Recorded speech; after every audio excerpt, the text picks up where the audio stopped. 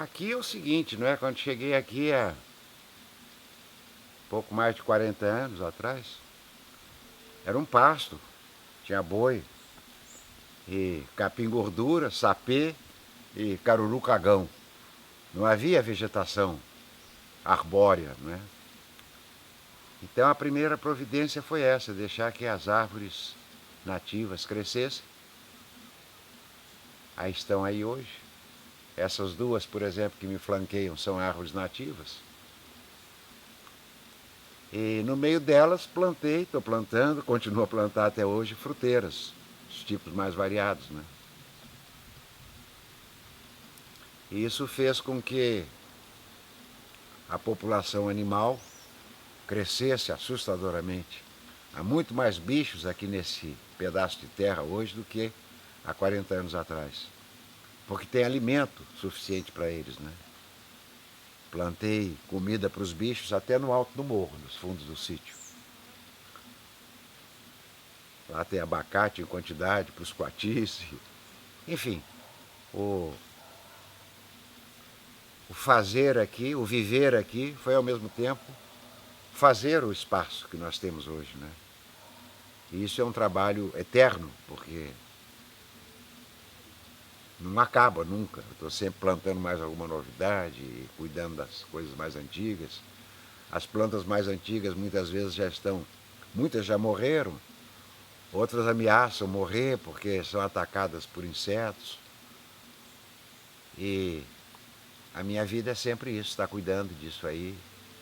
E é uma satisfação infinita, porque eu acho que no limite, pequeno limite que me coube, eu estou colaborando com a vida, né? Estou dando alguma coisa em troca desse prazer extraordinário que é viver nesse pedaço.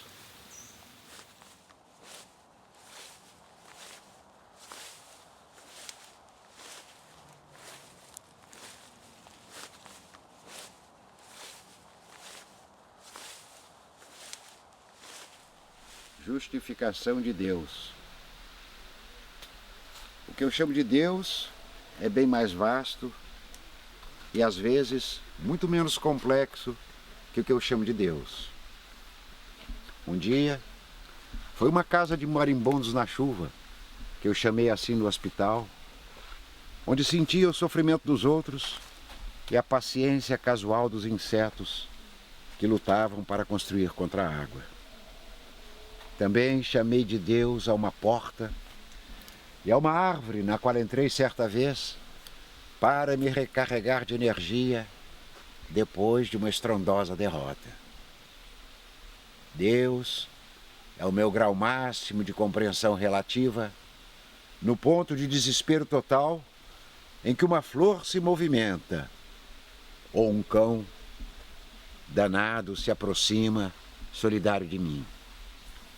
E ainda a palavra Deus que atribuo aos instintos mais belos sob a chuva, notando que no chão de passagem já brotou e feneceu várias vezes o que eu chamo de alma, e é talvez a calma na química dos meus desejos de oferecer uma coisa.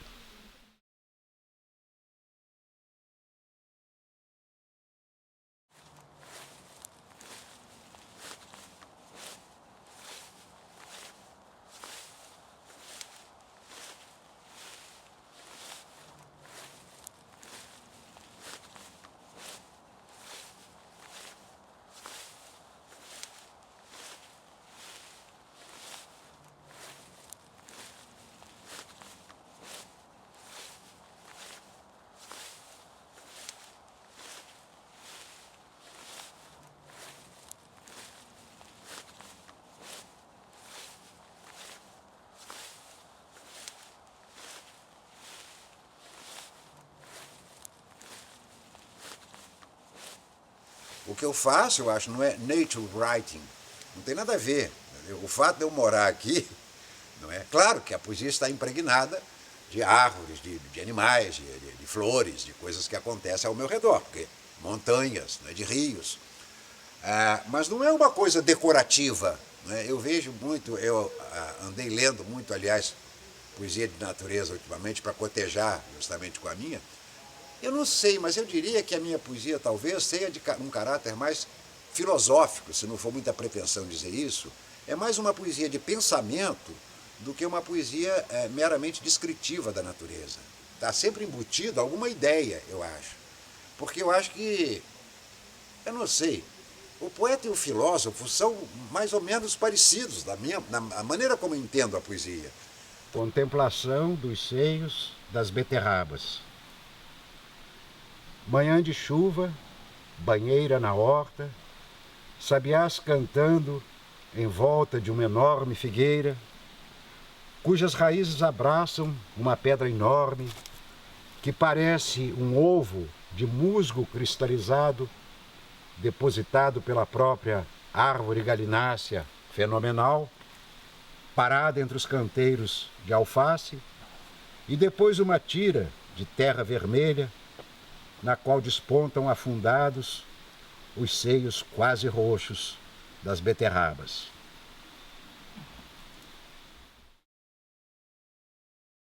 Eu acho que eu sou até hoje um homem do interior do Brasil. E voltar para secretário foi como se eu tivesse voltado para Itapiruna, né? A minha vida que estava partida, porque um moço com 9 anos de idade, ele já está definido nas suas opções fundamentais. Então eu era um menino de beira de rio, eu tomava banho pelado no rio. Eu acho que só por volta dos 30 anos, e depois que eu consegui a mulher que me acompanha até hoje, que eu também namorava para burro, né? Namorava muito, mas não encontrava a mulher que eu procurava. E na minha cabeça ela existia. Era para mim fundamental encontrar essa mulher. E encontrei, e está aqui até hoje, não é? Uma pessoa que me aceitasse como eu sou, com as minhas dificuldades, com os meus problemas, mas sabendo que no fundo a minha vontade de acertar era muito grande.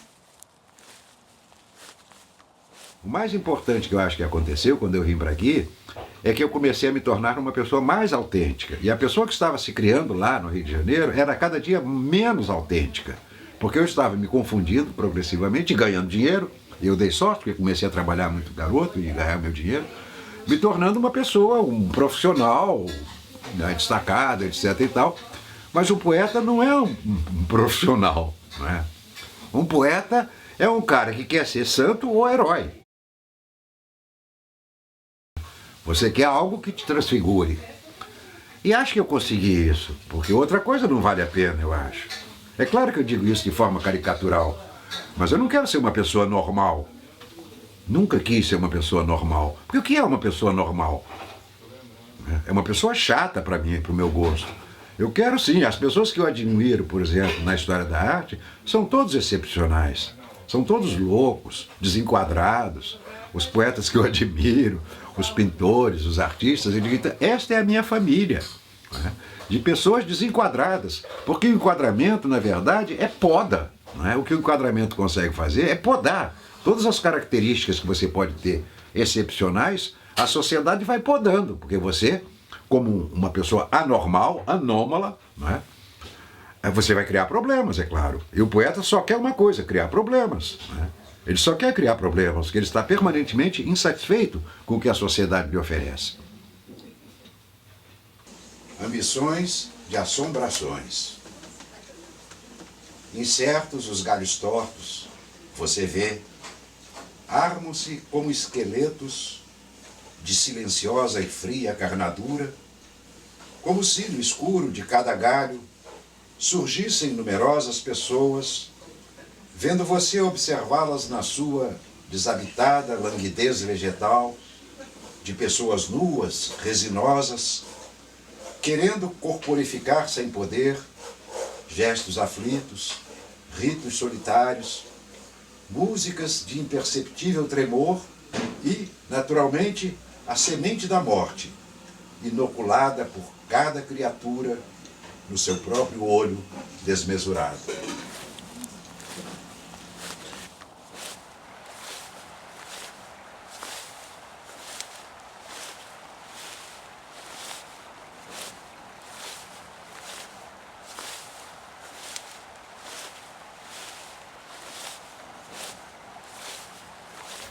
O observador observado. Quando eu me largo porque achei no animal que observo atentamente um objeto mais interessante de estudo do que eu em minhas mazelas ou imoderadas alegrias, e largando de lado no processo todo e qualquer vestígio de quem sou, lembranças, compromissos ou datas, ou dores que ainda ficam doendo, quando hirto, parado, concentrado, para não assustá-lo com o animal me confundo, já sem saber a qual dos dois pertence à consciência de mim, qualquer coisa maior se estabelece nesta ausência de distinção entre nós. A glória, a beleza, o alívio, coesão impessoal da matéria, a eternidade. O que eu sinto e senti muitas vezes de forma muito forte a respeito, está dito, eu acho, na poesia, né? A poesia é curioso, eu acho que há uma separação muito nítida entre a poesia juvenil que eu escrevi quando morador da cidade grande, né? Que é uma poesia de afirmação de uma personalidade, de uma individualidade o tempo todo. É um jovem em conflito com o mundo, né? Combatendo, uma voz de oposição, de discórdia e de afirmação de personalidade. Eu penso muito isso, assim, eu sinto hoje isso muito. Acho normal, quando a gente é mais jovem, a necessidade de afirmação da individualidade é mais forte, né? E quando vim para aqui, não é, cada vez mais no mato, cada vez amadurecendo mais também, eu acho, a sensação mais forte é de que a personalidade é uma mera convenção como as outras todas, como as convenções sociais às quais eu me opunha com tanto denodo, com tanto vigor quando jovem, né? Porque eu não sinto mais primeiro porque esta personalidade, esta noção só interessa a mim mesmo. Só eu tenho consciência disso, né? Por exemplo, não há nada mais tedioso para os outros do que você contar suas memórias, os seus feitos, as suas coisas. Tá? As pessoas, ninguém tem paciência para isso, né? Então são coisas que só importam para você mesmo. Você chega à conclusão de que é uma ilusão como qualquer outra, né? É uma coisa que não tem existência concreta. E além disso, como a personalidade é mutável, de manhã você é um, depois do almoço você é outro, à noite você já é uma terceira pessoa. E eu acho que isso é quase que um leitmotiv na minha poesia, né? Isso perpassa todos os poemas, sempre tem uma alusão a isso. Existe aqui, existe em Dilúvio, né? E em vários outros poemas. E é à medida que você passa, eu acho, quanto mais você vive o momento presente, né, mais você se distancia desta noção de personalidade que é apenas acúmulo, né? Acúmulo de experiências que já não existem mais, né? O sumo ou o ressaibo ou o mosto das experiências é que fica ali muitas vezes te atormentando, porque muitas vezes a personalidade é um elemento de tortura para quem a suporta. Então eu acho que esta noção é ao mesmo tempo libertação da personalidade. Acho que é isso que eu tento dizer nesses poemas. Dia de dilúvio. Quando chove assim, tão seguidamente na serra, e começa a pingar água na casa, e a goteira cresce, e a pia entope, e alaga o chão. Quando não cessa esse barulho insistente de água penetrando em tudo e rolando, sinto uma desproteção total violenta. Eu mesmo sendo dissolvido também, nessa casa alagada, não me acho enquanto solidez. Vou flutuando como onda inconstante na correnteza.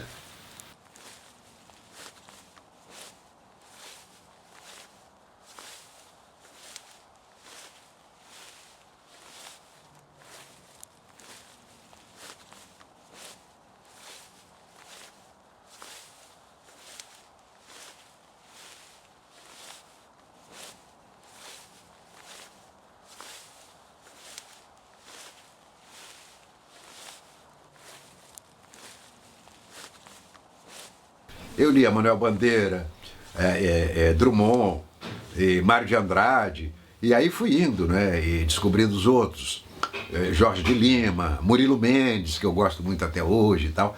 E vi que todos eram grandes poetas, todos esses, eu chamo de mestres modernistas, porque eu acho que a minha formação passa por estes homens. Estes homens, para mim, podem atacá-los o quanto quiserem, mas foram os maiores amigos que eu tive na juventude.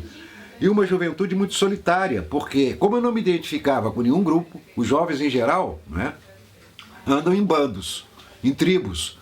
E eu ia a todas as tribos, né? Eu tinha amigos nas artes plásticas, eu tinha amigos músicos, eu tinha amigos escritores, né? Mas não conseguia me identificar com nenhum grupo. Eu me sentia, sabe, completamente desgarrado, e acho que por isso que com 20 anos de idade eu fui para os Estados Unidos como imigrante. Procurar uma outra coisa. E acho que foi a melhor coisa que eu fiz. Porque depois de 6 anos rodando o mundo, pelo menos eu voltei para o Brasil com capacidade de fazer tradução e ganhar a minha vida, né? E a minha poesia custou a amadurecer. Eu não conseguia uma voz própria, né? Porque também eu vivia de tal forma conflitos, né, problemas sentimentais, enfim. O problema é que a juventude vive, né, que eu acho que um poeta vive de forma muito mais intensa. E o sentimento maior que me fica é de uma solidão. Não é que eu não tivesse amigos, eu tinha amigos, mas solidão metafísica, não sei como dizer. Eu não encontrava, sabe, interlocutores para aquilo que eu queria e que eu também não sabia expressar muito bem. E eu acho que eu comecei a amadurecer mesmo por volta dos 30 anos para a poesia. Aí é que eu comecei a descobrir uma maneira de me expressar mais minha, mais pessoal. Claro que escrevia, claro que nos 6 anos que eu vivi fora eu escrevia muita coisa, mas joguei tudo fora. Introdução à arte das montanhas. Um animal passeia nas montanhas. Arranha a cara nos espinhos do mato, perde o fôlego, mas não desiste de chegar ao ponto mais alto.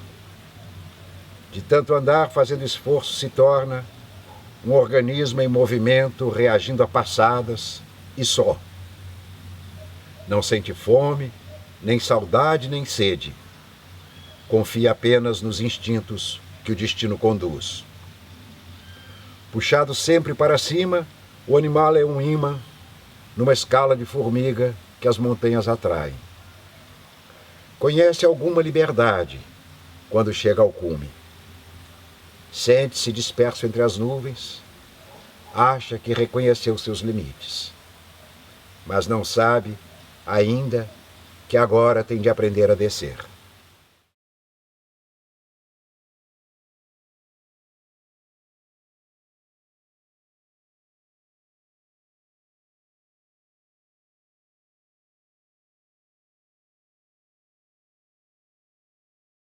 Esse poema descreve justamente a subida da Pedra da Maria Comprida, que é uma das mais destacadas aqui, né? Ela fica ali de Itaipava se vê. Vocês passaram por ela hoje. Em geral ela está encoberta. É um cone de granito, é uma coisa assim, né? Um pirocão, digamos, de pedra de 1.900 metros. O Açu tem 2.200 metros, né? Mas o Açu, como você se lembra, a gente sobe e desce, sobe e desce, sobe e desce, então não é pris direta, né? E a Maria Comprida não. É pedra nua, né? E você tem que subir direto, os 1.900 metros. É uma subida. Lá eu não quero voltar, porque eu fui 2 vezes, mas é barra pesada. E da primeira vez que eu fui até o cume, a primeira vez, aliás, que eu subi, não fomos ao cume, porque o Lourenço era muito pequeno e ele... estávamos só nós 3, eu, ele e o Cassiano, mas o Lourenço devia ter 6, 7 anos, ele não aguentou a barra, nós descemos um pouco antes do cume. A segunda vez eu fui com um grupo do SEB, portanto pessoas mais treinadas, etc, né? E fomos ao cume, mas eu cometi um erro crasso, eu bebi toda a minha água. Por isso que o poema termina dizendo que ainda falta aprender a descer, uma coisa assim, não é? Eu bebi toda a água na subida, morrendo de sede o tempo todo, né? O sol muito quente, e não reservei nem um pouquinho d'água para descida.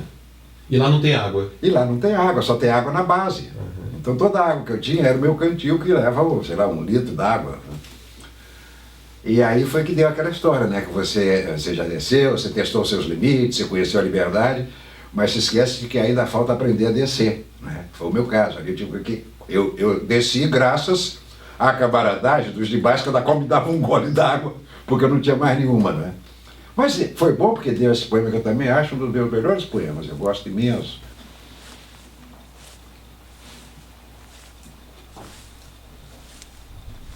Eu tentei fazer uma gênese do poema Introdução à Arte das Montanhas, mas eu acho que realmente o animal não sou eu.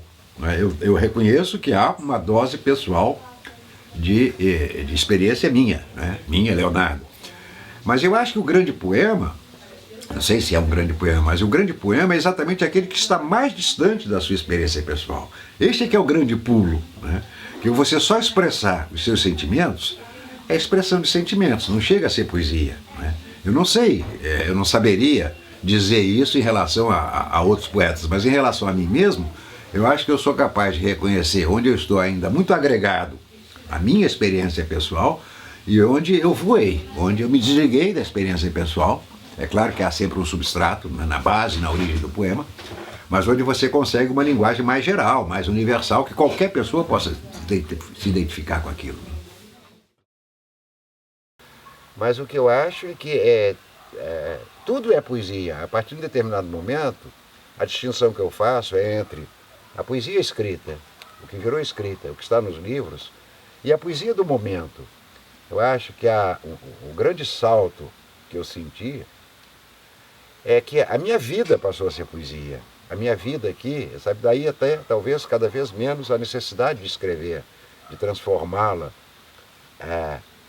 em escrito. Porque o que eu sinto aqui é que o tempo todo eu estou vivendo poesia, fazendo poesia. A minha vida se transformou numa coisa poética. Então é poesia, é claro que é poesia.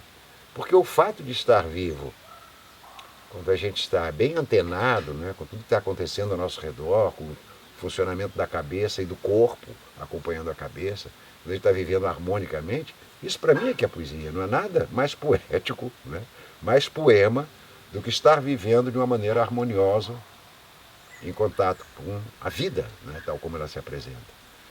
E não sei se é o excesso de ruídos na cidade, né, que me impedia um pouco. Na cidade eu não consigo muito chegar a este clima, que aqui é permanente. E eu acho que deve ser isso, o excesso de ruídos, barulhos, como diz o Goulart, né, é muito barulho para mim. E como eu sou uma pessoa muito participativa, assim, o meu tipo de temperamento, eu estou sempre participando, por exemplo, na cidade eu estou sempre participando, discordando, como quando jovem.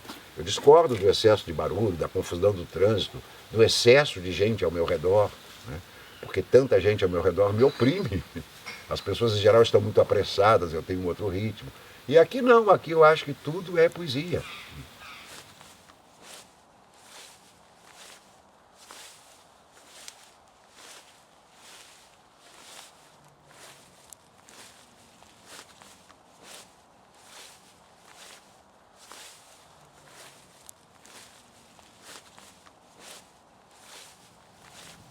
Ok? Ok. A poesia e a matança dos mosquitos.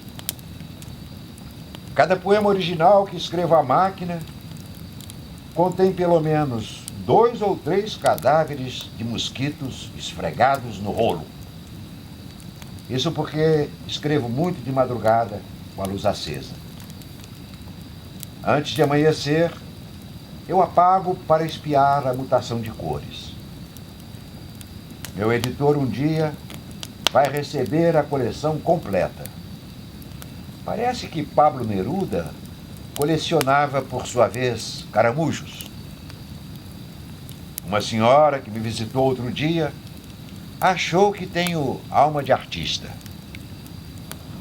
Como as pessoas são boas observadoras agora. Os meus cachorros latem muito de noite quando estou escrevendo. Eu acho isso muito chato, porque fico tenso. Às vezes eu penso que vai sair do mato um macacão enorme.